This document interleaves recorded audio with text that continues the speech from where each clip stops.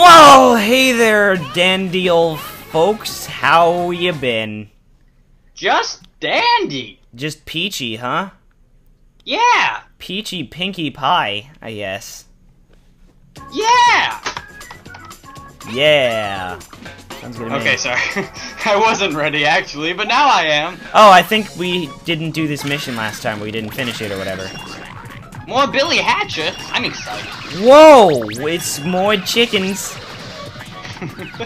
What did possess Sega to make a chicken-themed game? It's an excellent question. What didn't? I don't know. I have seen this game on quite a few top, 30 lists, though. Like, top 20, 30 lists for GameCube. Which I didn't realize anyone else knew this game existed but me. I didn't. I knew chickens existed. I didn't know chickens existed until I played Billy Hatcher, and sure enough, they are indeed a real thing.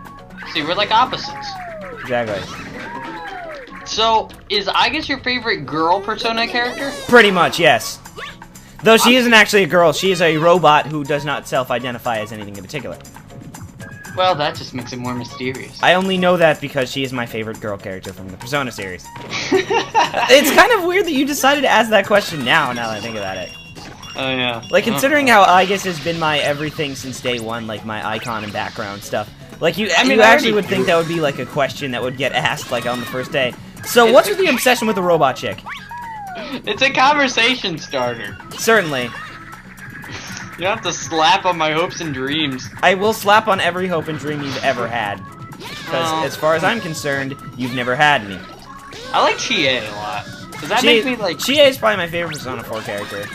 She's just awesome. Well, only the PS2 version. Because in Golden, I don't like her voice actor. Have you ever heard her voice actor? I don't mind her voice actor in Golden.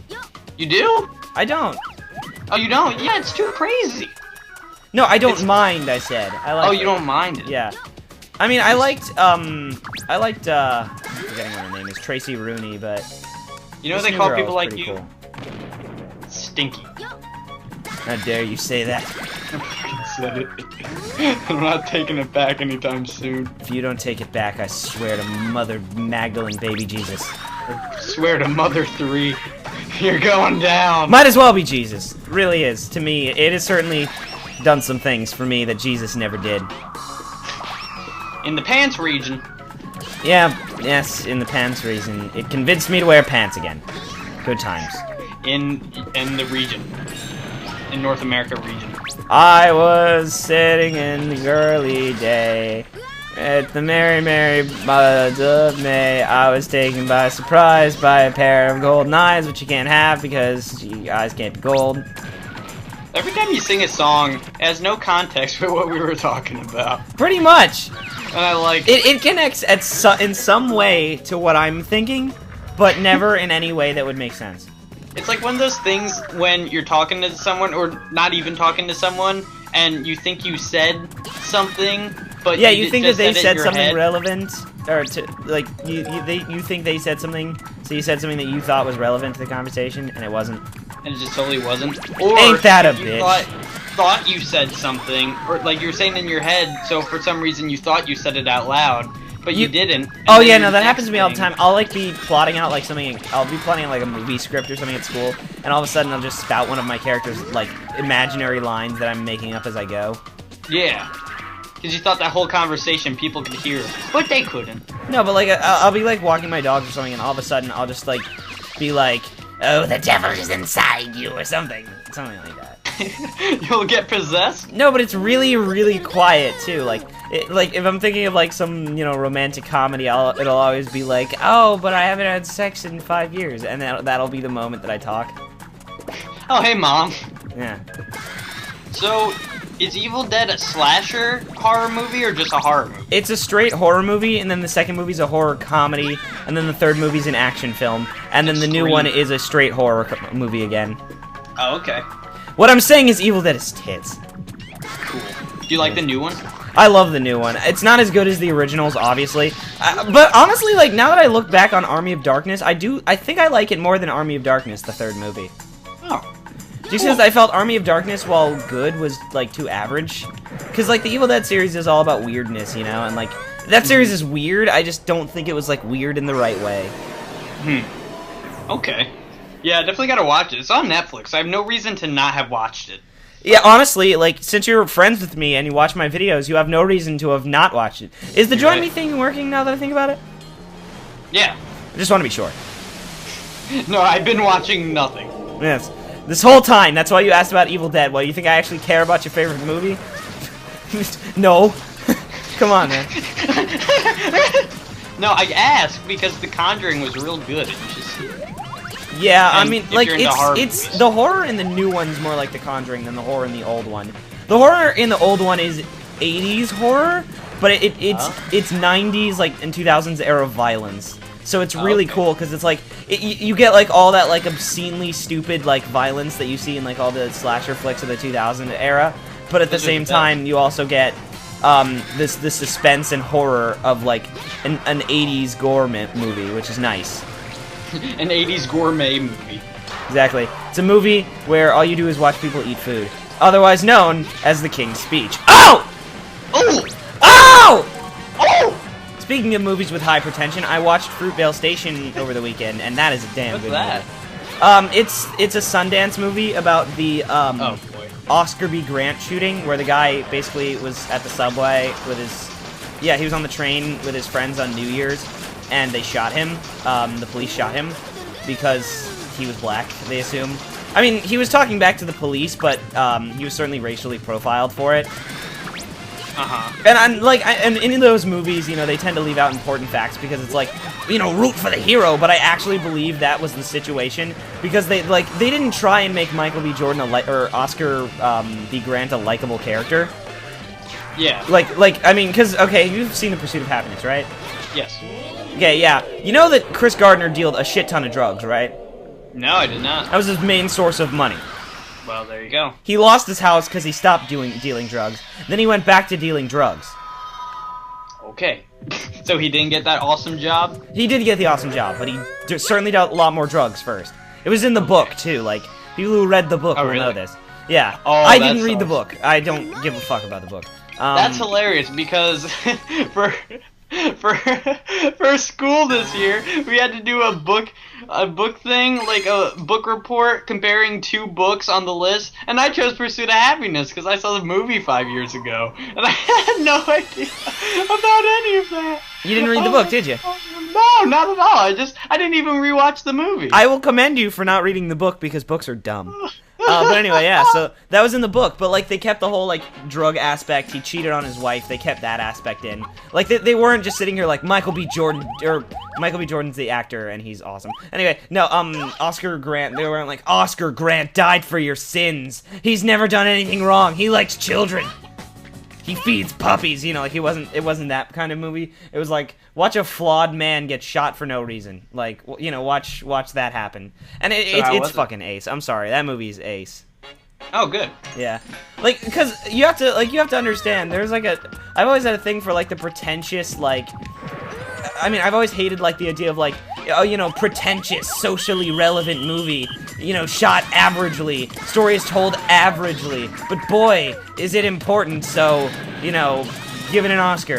Kubrick never won an Oscar because he always lost to that kind of movie, and I guess that's my problem. But anyway, but that movie, like. It certainly wasn't trying to be relevant, but in the wake of Trayvon, it definitely became relevant. And it was a great movie. Wow. Cool. Like once again, I have rants about this type of film because honestly, it's the type of movie that I just think is so It's like prickish the to hipster make. film, right? You know? It's like the hipster kind of thing. No, certainly not hipster, but it's like the type the type of movie that's only made because it's like, you know, oh you know. Here's some injustice. Fight back against the injustice. Remember this That was the injustice. And there's like really no like if you know the actual story, you know that it's like, oh yeah, you know, all these guys, none of this ever happened, you know. That's mostly everything. Like everyone's like, John Lennon was a woman beater. He was a wife beater. Oh, I'm sure. Like, but everyone's all like, oh, John Lennon never hurt a soul. He was more brilliant than you'll ever be. And it's like, he beat women. And not only that, he was ashamed of beating women, but he still did it. Mm-hmm. Because he had anger control issues. Jeez. And also he was paranoid that people would steal women away from him. Really? Yeah, he was a pretty screwed up guy. But everyone's like, but then they made that John Lennon movie, and it was all like, John Lennon, voice of a generation, didn't do a damn thing wrong, was rejected by the schools, being too creative. Even just knowing about him, though, you can tell that that's false. Yeah. I mean, clearly his music comes from a deeply personal place. And I will say this, no one ever has a deeply personal place in them without deep personal pain. Yes. I agree. Wow, King Clippin sucks. Look at him. Look at him go. He's king clipping? Yeah, he's currently clipping kings. He's the king of all clippins, and he just hurt me. Clippin'. How dare you, King Clippin? He's like I can't believe you quick. are amazing. Blah blah blah. Take this for Morningland. He's like I just thought about this. He added the emblem for Morningland, and it's like the raccoon in Mario Sunshine, or half the people in Mario Sunshine. Oh yeah, who just hold on to the shine. Exactly, like, we need these to save our village, but no, Mario's gonna clean up our shit, almost quite literally, you know, to save the day. Very literally. Might as well be, because, honestly, like, everything's brown. For the good first half of the game, until they stop reusing the boss. Yeah, I hate that boss. I don't know, like, Mario Sunshine is a game that I like based solely on the fact that it's fun, and not because I think it's, like, some brilliant, awesomely designed game. I actually think it's designed kind of poorly, but it's way too fun. I think it's designed pretty good. No, you know, just, like, some of the worlds are very, like... Okay, like, think of, not Sirena Beach, the last world, Pianta Village. Okay, yeah. Like, it's literally just a flat area, and then there are missions around it, you know? Like, I mean, even in Mario 64, like, there was versatility in the areas, because, like, you could do certain missions without having to, you know, fill the world with shit. So it's like, with Hazy Maze Cave, you could explore stuff, you know? That is one issue. Also, Mario Galaxy and Mario Galaxy 2 were very linear, so... Well, with Pianta Village, there is that whole, like, mushroom underworld, and I think that's why it's pretty flat, because you have to, like, crawl under it. But, I mean, I don't know, like, I'm just not a fan of Pianta Village, I guess. But then you have areas like Pina Park or Sirena Beach, which are really well... I don't know if Sirena Beach is particularly well designed in Pina Park. I like it a lot. I just like the feel of Sirena Beach. Yeah. No, well, that's the thing, like, I like the outdoor area, and then you go into the hotel, and it's just like, oh, here's a hotel, okay. Yeah.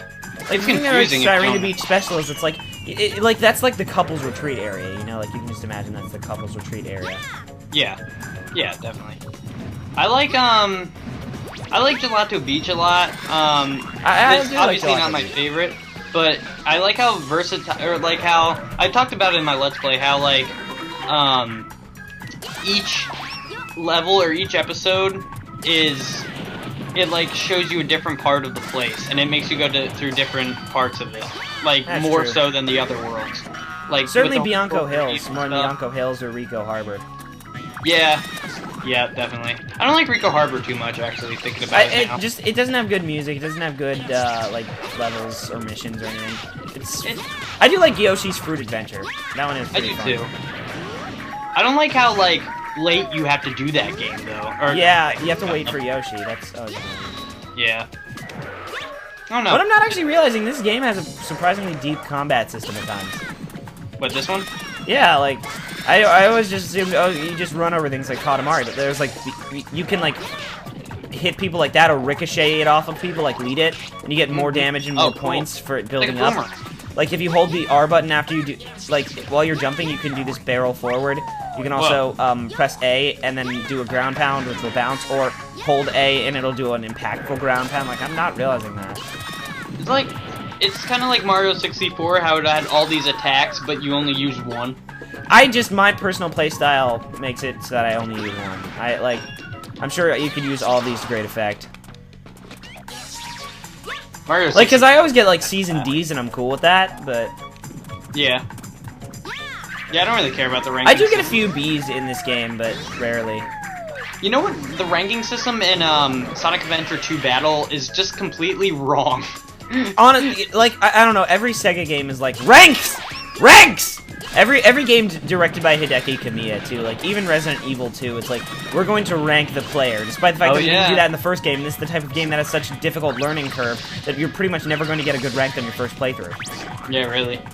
I don't know, Hideki Kamiya... Really Bayonetta was the most unforgivable with ranks, though. Like, okay, perfect combo, perfect, perfect combo, perfect time. Took one hit, C. Oh my god. Like, to get a platinum medal, you have to do gold on near everything, or get a platinum on near everything, like 2 out of 3. But if you take 100 damage, you might get a gold, but damage is usually the one that'll knock your shit down the most. So you might get a gold medal despite the fact that you got 2 platinums. In my experience, it might be totally different for other people. Platinum games is just so good. They have yet to make like a game that I would say was like legit bad, you know? Yes. I really want to play Revengeance. I've owned Revengeance for many months, and I have yet to actually play it.